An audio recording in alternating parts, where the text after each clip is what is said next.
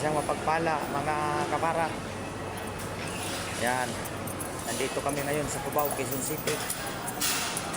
At kasalukuyang mamasyal. Ayan. At napakaganda ng lugar na to mga kapara. Oh, sana lahat ng Pilipinas ay may ganito.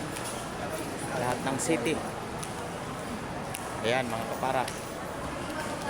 Ito na yung building ng gateway sa Cubao, Quezon City. Papunta itong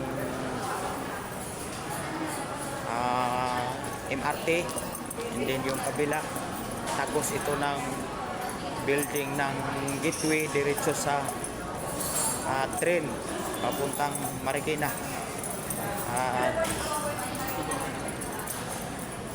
Napakagandang lugar nito mga kapara.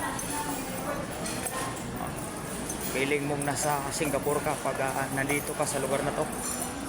O kaya lalong maganda kapag mamasyal ka rito na maraming pera. Dahil marami kang mabibili at marami kang bibiling pagkain. Ayan, napakagandang lugar mga kapara. Kaya habang tayo ay may pagkakataon, no, huwag nating hayaan ang ating sarili ay magmukmok na lang tayo sa isang lugar. Kukulungin tayo ng maraming mga stress at suliranin sa buhay. I-enjoy lang yung ating life, ganun lang kasimple, habang may pagkakataon pa. Dahil masarap mabuhay sa mundong ito, lalo na kapag mapagmahal ka sa kapwa at mayroon kang pusong makadiyos. Yun lang, at good luck.